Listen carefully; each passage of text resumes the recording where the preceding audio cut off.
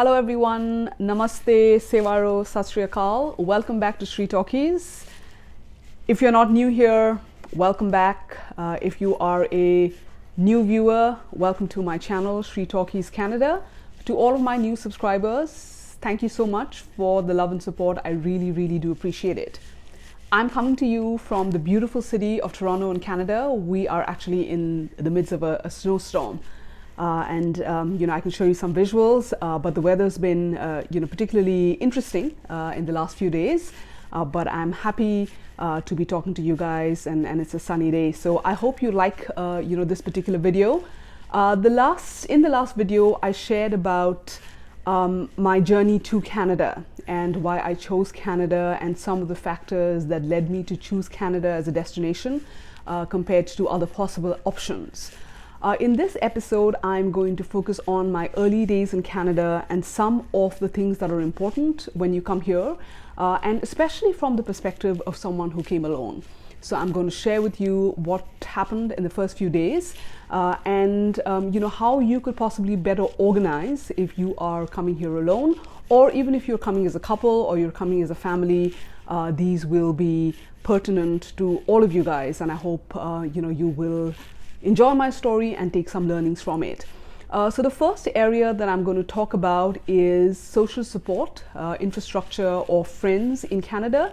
So I wasn't the most proactive in this area, in the sense that I didn't connect with a whole lot of people before coming here. I didn't necessarily or consciously try and connect with people in the city that I was moving to, or people who were here and doing well already or established. I was actually, fairly busy with work. I continued to work in India, even, just before I left. And so I didn't have a whole lot of time to do a whole lot of prep work. And so you could say that I wasn't, most prepared. But I would advise anyone coming here to try and build connections, to touch base with people here, to get an on-the-ground idea of how it is when you come here. So it's important to build that social infrastructure. I did know one person here. I'd had a conversation with her. She was a sister of a very close friend, so someone that I was comfortable with. And I'd had a conversation with her about my initial days here, and she'd very generously offered me a room to stay in her apartment. So that sort of worked out for me. But for a lot of people who do come here, the initial days are either at an Airbnb or some short-term accommodation, which is fair way to go, because you do not want a long-term commitment without knowing what area, or without knowing or actually seeing the place. So you could do a little research. There are lots of Facebook pages, say for example apartments in Toronto or whichever city that you are going to come to. Do a Facebook search of pages. There are groups that help. There are Canadian sites like Kijiji, etc., that will give you ideas of apartments, condos, houses that you will have access to. So it's important to do research in that area because housing, especially because I came in the winter and it was the weather was excruciating. So it is important to find yourself a warm place.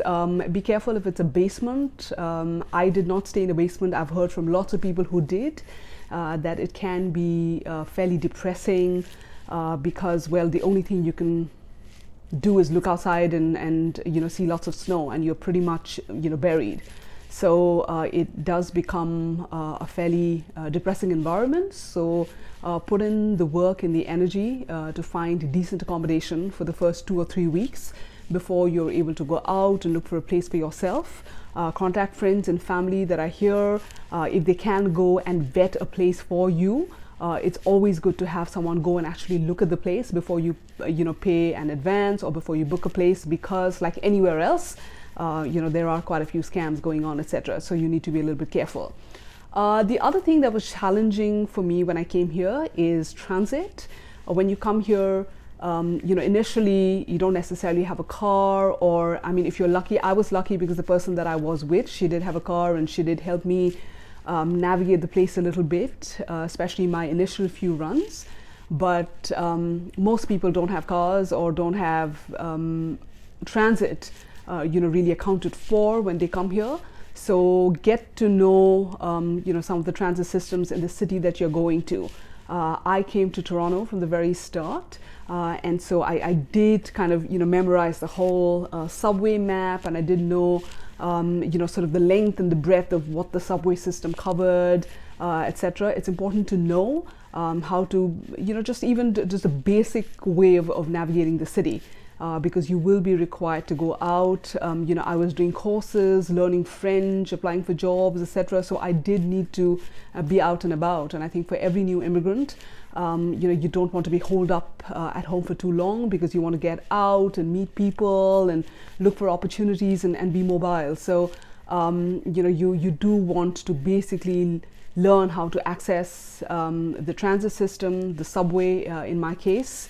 And just how to use it, or what ticket to buy or what card to buy, etc. So it's important to get that information. I'm sure if you have friends and family, they'll help you out, but otherwise there are enough resources available online for you to get a great idea of the subway system or buses or whatever is your transit of choice.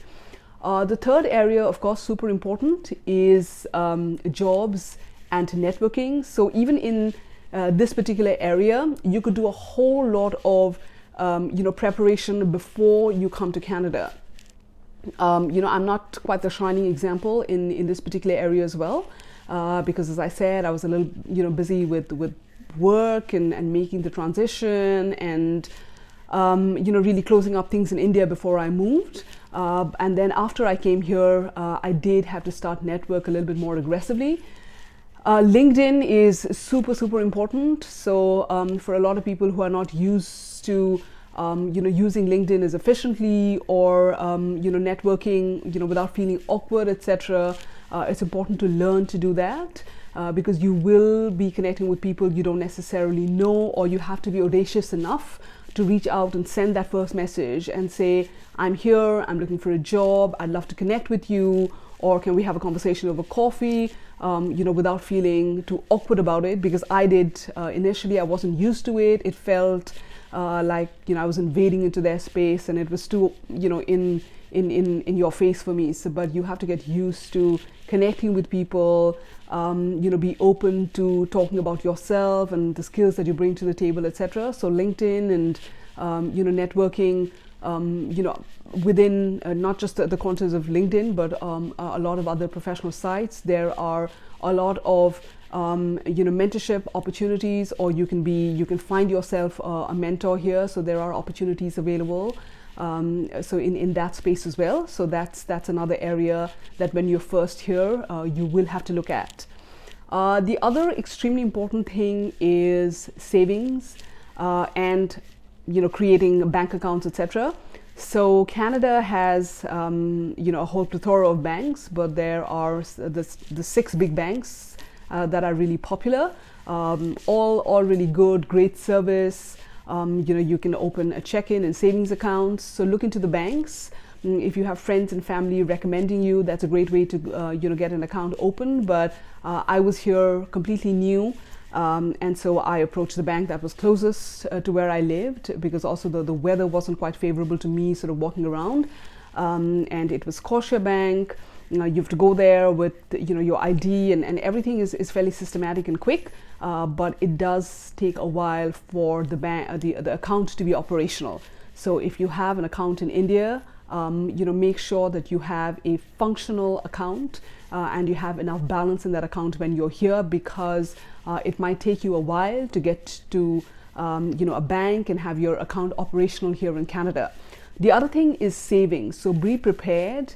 I know of a lot of people who've taken a really long time to get to their job, or to get to their dream job, or to get to any sort of income at all. So you will be living off savings that you bring to Canada from your country of residence. So you will have to be fiscally prudent, but also make sure that you have enough savings when you come here. A lot of people think that they're going to come here and start working immediately and start contributing financially or making some money. While that is, I mean, it is ideal, but that doesn't transpire for a lot of people because, while there are jobs, they're not always very easy to come by. You can choose, a whole lot of, retail jobs, etc. that might be easier to get. That will pay you sort of the minimum wage or slightly over. But that's again, if you do have savings, it gives you some sort of a buffer, and it gives you some sort of freedom and decision-making capacity, because you don't have to take anything and everything that's on offer, and be a little bit more, qualitatively discerning in terms of, what job you want to take. So it's important to make sure that you have a fair savings build-up. The express entry system actually does require you to come up with, a certain amount of money. I will get to that in the later episodes and explain, how much money you need to bring in, etc.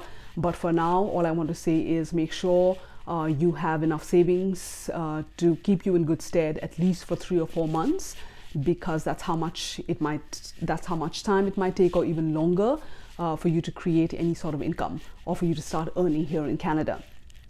The other point that I want to talk about is, just keeping in touch with people, back home, and making sure that, your mental health is prioritized, and that you're not too aloof or lonely, or sort of holed up in your small house, because especially I came here in Feb and it was really, really cold, and so there weren't a lot of opportunities where I could socialize or network or be out in groups or even meet people at all. So it can be a fairly isolating environment for newcomers here, and it is important that you push yourself a little and connect with people that are here, or continue to have conversations with people back home. Share your experiences, your trials, tribulations, adversities, and confide in people about difficulties, if any, or if you're having a particularly excruciating day or haven't had positive responses from, say, people or employers. It's important that you don't internalize it, and share your journey and your trials and tribulations and successes and victories even with other people, so that you always get a semblance of unity and solidarity from family and friends back home, because it's important to feel connected. It can be isolating here if you're coming alone, like me. I didn't have a whole lot of friends or no family at all, so I had to sometimes go out of my comfort zone to get into friend circles, or to get into social networks, or say travel groups or discussion groups or language groups, etc. There are platforms and opportunities available, but you really have to put yourself out there, and just be open to new connections and the wonderful experiences that await you when you come here. So I think it's a long video already. I will end here. But the next episode is going to be super important, because I'm going to touch on things that you can do well before you come to Canada, or the research process that you should be seriously involved in if you do want to make Canada home, because it does make the whole process of settling down here and creating a life for yourself a lot easier if some of your prep work is done, and if you've already in a way sort of prepared your mindset. So I will touch on all of those topics in the next episode. Thank you so much for joining me on this one. It's been a real pleasure sharing my story and my journey, and I hope to connect with you in the next episode. Thank you so much. Bye-bye for now.